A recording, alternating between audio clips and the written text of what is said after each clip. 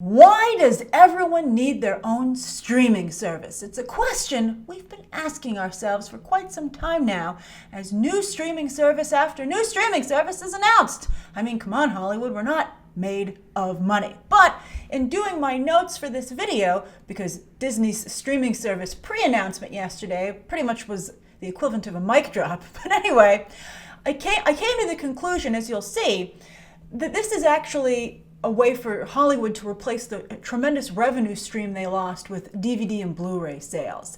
They've never been able to replace that, and it's obvious when you think about it, because there are all these articles about how much money Netflix is pulling in, and we've all been like, oh, they just want to have the original shows that Netflix has. They want that prestige. They want everyone talking about their binge-watched shows. No, as is always the case with Hollywood, they want that money. And so everybody's looking to create their own, infusion of cash. And that makes a lot of sense. Now, who's going to supply that infusion of cash?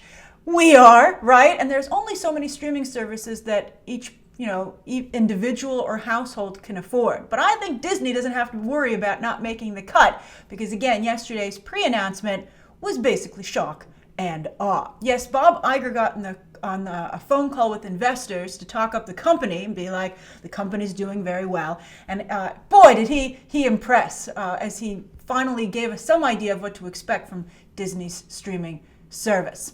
He basically flexed the studio's muscles as only Disney can, and Iger spent a lot of time and money in the business gym getting Disney in such peak condition.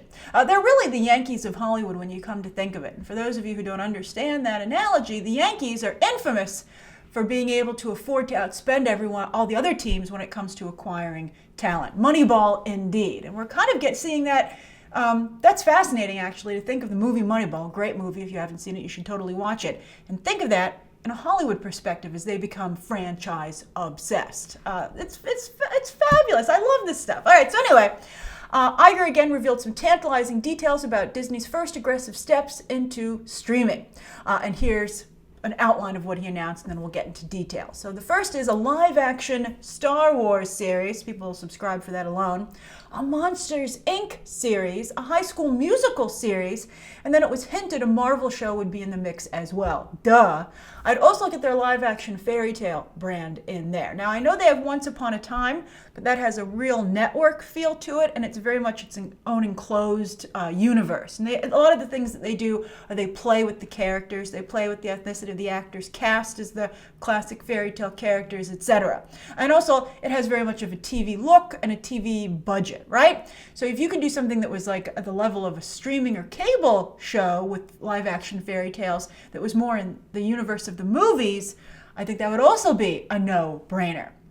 And this is all going to be made available to you at less than the price of Netflix, which is currently up to $11. But they're still going to be making lots of money, as we will discuss.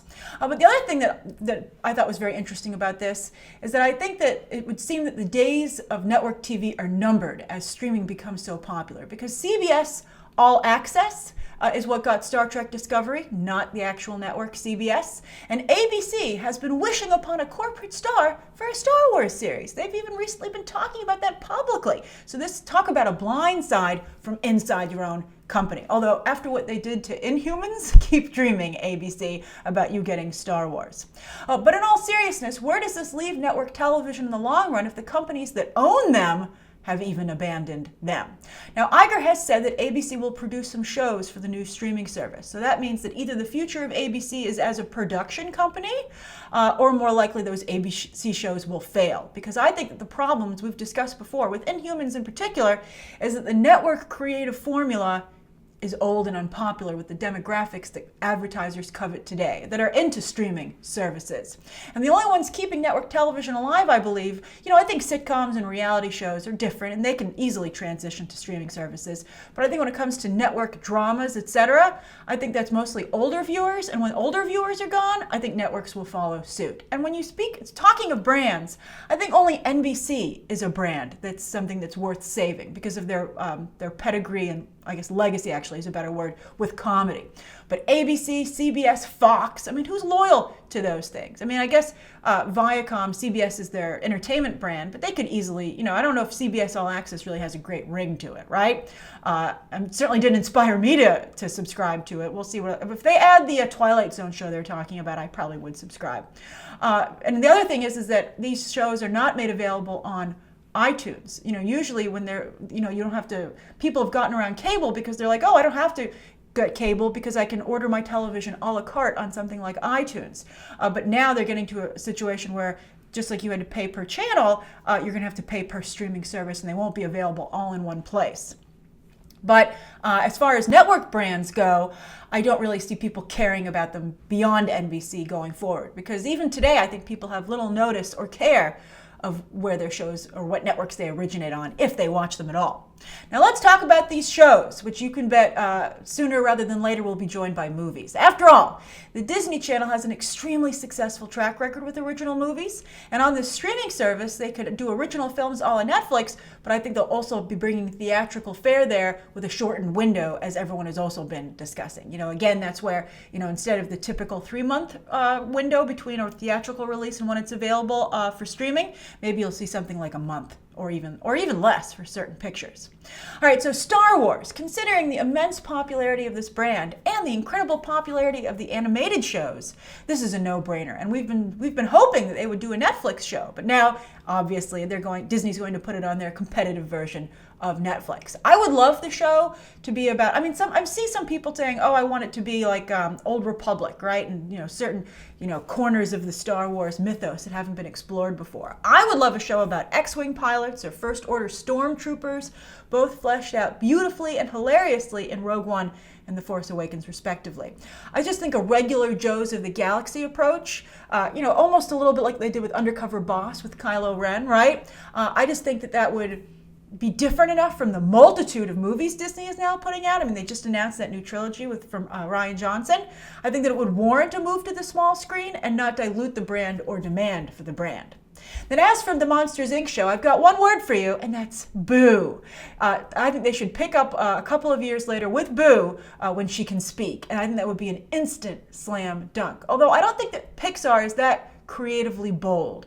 I think that they flavor blatant emotional manipulation and SJWism, as you can see from their recent fare, sometimes to the detriment of franchises. I think like Finding Dory was a mere shadow of the original film. So I think that the more likely direction, though, even though I'd love to see them pick up with Boo, would be just to follow Mike and Sully and their co-workers around Monsters, Inc. Or perhaps new characters, like, say, interns, right? But I'm sure John Goodman and Billy Crystal would love the steady paychecks, and it's nice to see another Pixar franchise get some love outside of the overexposed, I feel at this point, Toy Story. Also, I feel the more they futz with their franchises, the more Pixar kind of sometimes messes them up. It's scary stuff. All right, so anyway, as for the High School Musical series, well, the original seems like a distant memory. Think about Zac Efron today. That's the show that discovered him. Never underestimate Disney's ability to appeal to the tween market. They made Lightning Strike twice with The Descendants. That's very, very impressive. Then as for the Marvel show, that's just such a whiff of a hint right now, it's not really worth discussing. Then in addition to the new content, Disney's library of content across all of its brands will also live on this streaming service. Although Disney is partial to putting things in the vault, so we'll see how much content or older content is actually available. I would imagine in the beginning it would all be available to make sure that you sign up. So since the question of whether or not we're going to subscribe has been answered, I think the new question is, what is Disney going to do with this Netflix-like revenue stream? In 2016, Netflix pulled in almost $9 billion with a B in revenue. And so even if they charge less, even if Disney charges less of a monthly subscription fee, they're still going to get a huge infusion of cash. Even if it's half the price, that's still $4.5 billion extra dollars. And also, while Netflix has a lot of overhead, they have a lot of expenses, they have all their company, they're reinvesting a ton of cash on new content. While Disney might do a little bit of the latter, investing in new content, they already have an infrastructure and a production and offices. That's all up and running, and it's already paid for. So they would be able to keep more of the money that they earn.